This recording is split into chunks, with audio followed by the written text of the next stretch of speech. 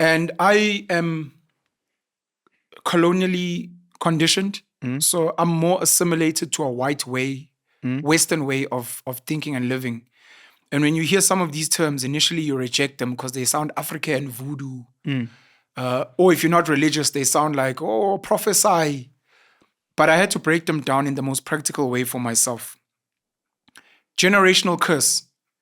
Generational from gene. Curse is obviously something bad. So I had to break it down as something genetic that is causing problems. And that's where generational curse to me is inherited bad behaviors. Diet, fighting with people, whatever cognitive laziness, whatever it is that you didn't really choose. You're like, let's say being overweight because bonke abantu bagini are big. That becomes a generational curse because it's genetic, it's hereditary, inherited. And now you need to fight it by working out, eating healthy, whatever. So that's how I understand generational curse. And then the second one is spiritual warfare. So spiritual warfare for some people will be like, abantu bayakuthakatha, bayakuloya, witchcraft. Some will be like, no, the devil is trying to, the religious people. When you take away, because religion doesn't have a monopoly on spirituality. Spirituality is anything bigger than self. It could be nature, it could be the weather, it could be animals, and then there's internal things that are bigger than you. Part of them are generational. So like spirituality is when people are like, God is within and God is they're speaking about just nature, etc. So spiritual warfare is an external and an internal warfare, of which the internal is maybe generational curses. And then the external is social media, addictions, sugar, bad habits. And I decided I'm finally accepting at the age of 38 that I've got generational curses and I'm in a spiritual warfare. And I think that acknowledgement for me was a bit of an epiphany and I needed it. Number two now becomes the beginning of the work. What am I doing and what curses do I have? My life's great. Then I look at some of my habits that are not making my life happy. And a big part of it for me, my life has been generally great, I think. Brilliant childhood, great upbringing. Yeah, maybe my dad wasn't as present as TV dads. My mom struggled, single mom. That's fine. But I felt like my life was great, But I'm looking at now, women have been huge problem for me. Cheating on women. And then lying because of cheating, which has hurt women in my life. And most guys do it. So it's like, come on, dog. All guys do it. And I'm like, but this is something we all have to fix somehow. Sure. And then the other one becomes a situation now where, using just our father as a reference point, Umlotshwa had arguably 17 to 19 kids. He wasn't really in their lives. They weren't really in his life. He didn't provide for his kids. He didn't really get to be present. Sure. Here I am, 7 kids later, 5 women. I'm trying to fix, in inverted commas, some of these things. So my kids are organized. I know where they are.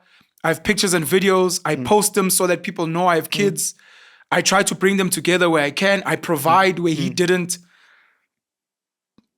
But at the end of the day, I've got 7 kids with 5 women. And on social media, you created broken homes. I'm like, bitch, what the fuck? Get the fuck out of here. I ain't your baby daddy. But it's like, I know some of the mothers of my kids are not happy. Maybe they wanted marriage. Maybe they wanted whatever. Relationships come and go. So it cannot be that we were always going to be together. But it's like, where could I have done things better? And then moving forward, how do I do things better?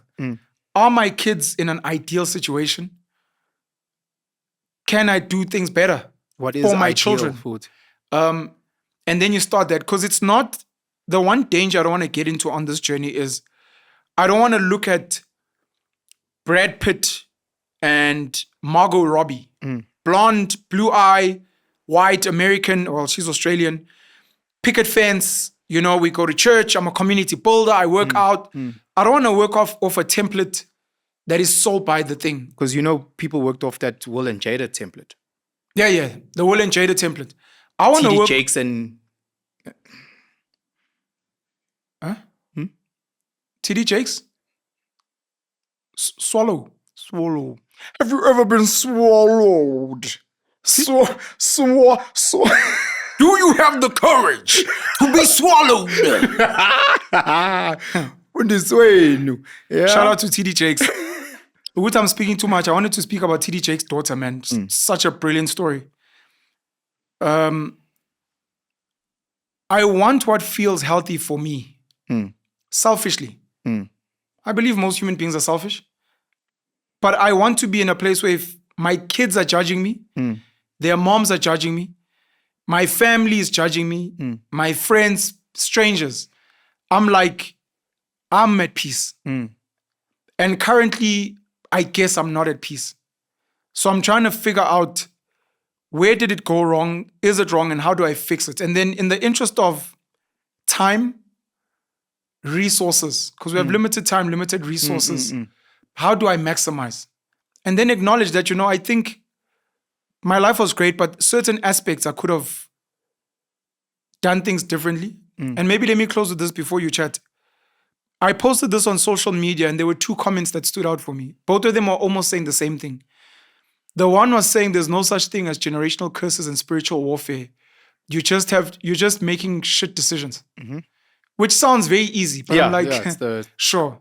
The other one was saying, again, similar, was saying the cure to generational curses and spiritual warfare is to make better decisions. So how are you? You're overweight. Your forebears have been passing away from high blood pressure, high cholesterol, heart disease, lifestyle, obesity, illnesses. What are you doing every single day when you wake up to be like, I will fight? And how do I do that? Different decision.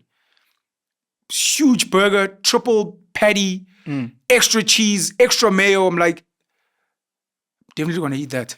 But I'm gonna have half of it.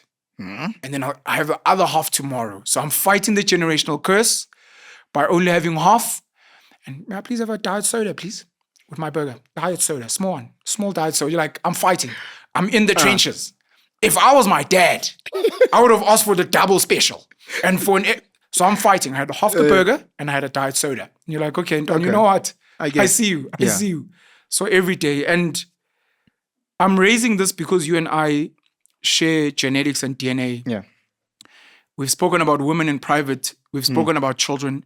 We've made different decisions. And for the longest time, your whole thing was, I've got 3 boys. I'm with their mom. I'm trying to avoid not being a present father. And I started off with 2, 3 kids, Kunze Africa Zulu.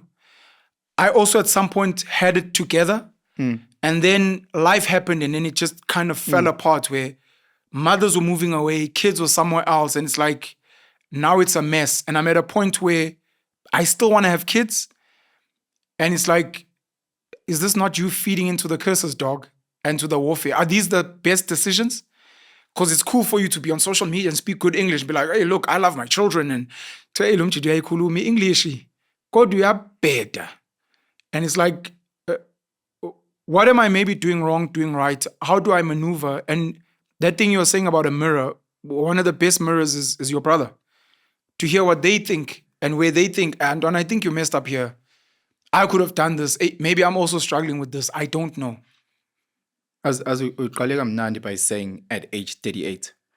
Because another thing that I've realized is that I've done this many times, just about your life, where I've judged you prematurely because I'm not at that stage yet. So you at age 20, judging your 30-year-old, 35-year-old, you're not at that stage yet. So you speak about the generational curse, realizing or having the epiphany at age 38. So abantu bazokhuluma bepereze until such time where they go through that. You spoke about spiritual warfare, an external being. I look at it like this.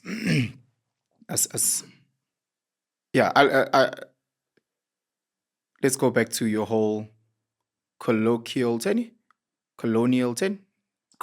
conditioning. Western conditioning, raised like umlungu, essentially. Raised like umlungu. Let's go back to being raised like umlungu. So umlungu believes in Christianity. Okay. Ne? Christianity speaks about the trilogy. Trinity. Thank you. Trinity.